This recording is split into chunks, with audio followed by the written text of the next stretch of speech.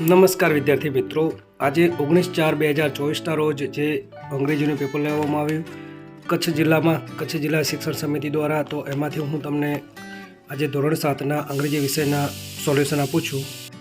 પ્રશ્ન 1માં ફકરો વાંચીને તમારે સવાલ જવાબ અને ખાલી જગ્યા મૂકવાની છે. તો પહેલો જ પ્રશ્ન છે, ગુજરાત ઇઝ અ ખાલી જગ્યા સ્ટેટ, તો એમાં પ્રોગ્રેસિવ આવશે. બીજો પ્રશ્ન છે કે ગાંધીનગર ઇઝ ધ ખાલી જગ્યા ઓફ ગુજરાત, તો એમાં કેપિટલ આવશે. ખાલી જગ્યા ઇઝ ધ લાર્જેસ્ટ સિટી, તો લાર્જેસ્ટ સિટીમાં અમદાવાદ આવશે. અને અબાઉટ ખાલી જગ્યા people travel every day between two capitals, તો એમાં 50,000 આવશે. The opposite word of new is, એટલે ન્યૂનો ઓપોઝિટ વર્ડ કયો આવશે? તો ઓલ્ડ આવશે. હવે આપણે ક્વેશ્ચન 2 જોઈએ. ક્વેશ્ચન 2માં જો અહીંયા એક તમને નકશો, એ નકશાના આધારે તમારે જે વિધાન આપ્યા છે, એટલે સેન્ટેન્સ આપે છે ટ્રુ અને ફોલ્સ, એટલે સાચા ખોટા છે એવું તમારે કહેવાનું છે. તો પહેલું છે, the cafe is on the corner of Nehru road અને ગાંધી રોડ, તો જે કેફે છે નહેરુ રોડ અને ગાંધી રોડના કોર્નરમાં છે, તો હા કોર્નરમાં છે, તો એમાં ટ્રુ આવશે. બીજામાં the library is near the school, library સ્કૂલની નજીક છે, તો હા, તો એમાં ટ્રુ આવશે. ત્રીજો છે, the bus stop is near the railway station, તો એ રેલવે સ્ટેશનની બાજુમાં નથી, તો ફોલ્સ. ચોથો છે, the cinema hall is opposite the museum, તો સિનેમા હોલ મ્યુઝિયમની સામે છે, તો હા, તો ટ્રુ આવશે. The hotel is on the corner of the Koyal road and Nehru road, તો કોયલ રોડ અને નહેરુ રોડના કોર્નરમાં હોટલ છે, તો હા, તો અહીંયા પણ ટ્રુ આવશે. પ્રશ્ન 3માં આપણે ઉદાહરણ પ્રમાણે પ્રશ્ન વાક્ય બનાવવાના છે. પ્રશ્ન વાક્યમાં ડુ અને ડઝનો ઉપયોગ કરવાનો છે. તો ડુનો ઉપયોગ કરવામાં આપણે કંઈ ચેન્જ કરવા નથી, ખાલી આગળ ડુ મૂકી એ સેન્ટેન્સ એમને ઉતારી દેવાનું છે અને પાછળ પ્રશ્ન ચિહ્ન મૂકવાના છે. તો તમે ફર્સ્ટમાં જોઈ શકો છો કે વુમન વેર કુર્તા પાયજામા, તો વુમન એ બહુવચન છે એટલે આપણે ડુ વાપરવાનું છે. તો ડુ વુમેન વેર કુર્તા પાયજામા અને પાછળ ક્વેશ્ચન માર્ક્સ મૂકવાનો છે. બીજું જો નવરાત્રિ મીન્સ 9 નાઇટ્સ, તો મીન્સમાં એસ આપ્યો છે એનો મતલબ અહીંયા ડઝ આવશે. ડઝ મૂક્યો તો ડઝ નવરાત્રિ મીન્સમાંથી એસ કાઢી દેવાનો, બસ આટલું તમારે ખાસ ધ્યાન રાખવાનું, એસ કાઢી દેવાનો. Navratri does Navratri mean 9 nights, પછી ક્વેશ્ચન માર્ક્સ મૂકી દેવાનો. ત્રીજું છે, કવિતા નોઝ અબાઉટ નવરાત્રિ, એટલે જ્યાં પણ ક્રિયાપદમાં એસ આવે ને એસ કાઢી દેવાનો અને ત્યાં પ્રશ્ન તમારે ડઝથી સ્ટાર્ટ કરવાનો. તો does Kavita know about Navratri, okay. તો પાછળ પ્રશ્ન ચિહ્ન મૂકી દેવાનું.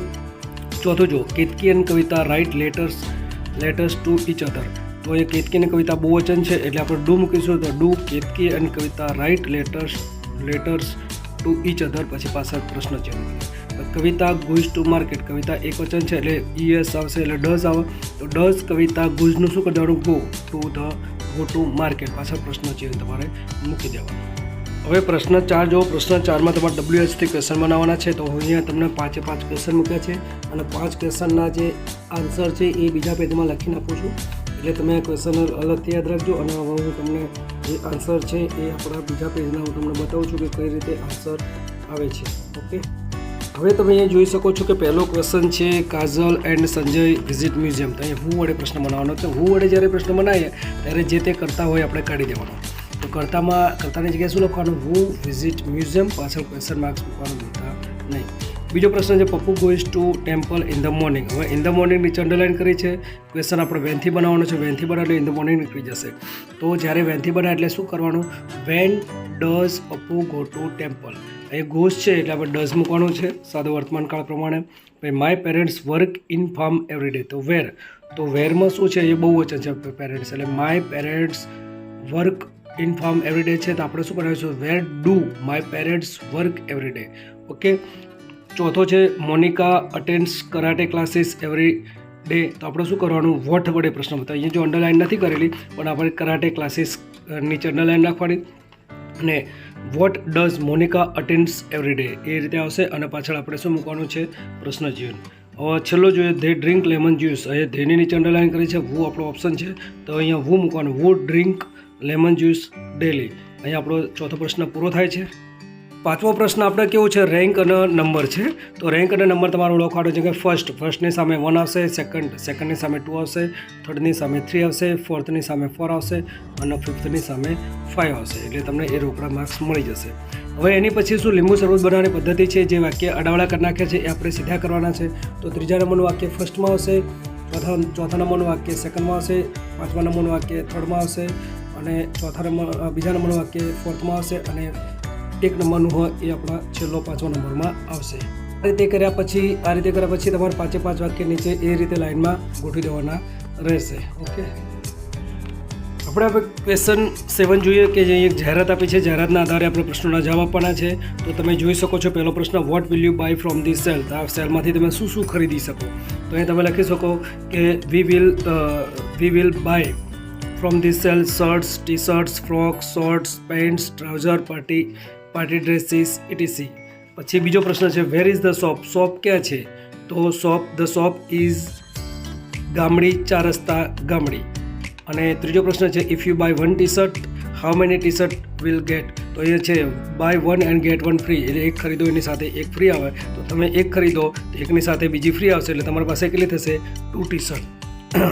તો પછી how can eye contact the shop? તો શોપનો કોન્ટેક્ટ કરવા માટે ઉપર જે ફોન નંબર આપ્યો છે એ તમારે લખી દેવાનો 0269223399.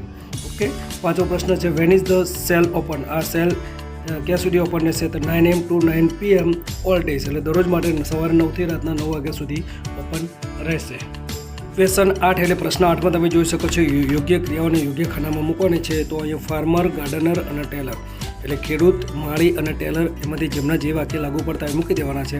તો પહેલો છે પ્લાવ ધ ફિલ્ડ, એટલે ખેતર ખેડવું. તો ખેતર કોણ ખેડે છે? તો ફાર્મર. તો પહેલાં મૂકી દેવાનું ફાર્મરમાં પ્લાવ ધ ફિલ્ડ. બીજું છે મેઝર ધ ક્લોથ, તો એનું કપડાનું માપ લેવું તો એ કોણ લેશે? તો ટેલર. તો બીજું છે વાક્ય ત્રીજામાં મૂકી દેવાનું મેક્સ અ બ્યુટીફુલ ગાર્ડન, સરસ ગાર્ડન, સુંદર ગાર્ડન કોણ બનાવે છે? તો ગાર્ડનર. તો ગાર્ડન મૂકી દેવાનું.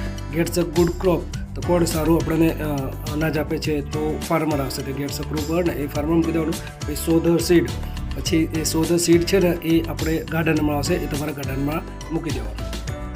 ક્વેશ્ચન 9માં આપણને એક સ્કૂલનું ટાઈમ ટેબલ આપ્યું છે, એના આધારે નીચે સવાલના જવાબ આપ્યા છે. સવાલના જવાબ આપવાના છે. તો પહેલો પ્રશ્ન છે, at the time was the miss Dhruti teaching maths on Monday? એટલે ધ્રુતિ મંડે મેથ્સ કેટલા વાગે ભણાવે છે? તો 11:35 to 12:10 એ ટાઈમ આપણે લખવાનો છે. બીજો પ્રશ્ન છે, what will miss Sudha teach 11:30 AM on Friday? તો એ 11:35 શુક્રવારે કોઈ સબ્જેક્ટ ભણાવે છે? તો અહીંયા સાયન્સ મૂકવાનો.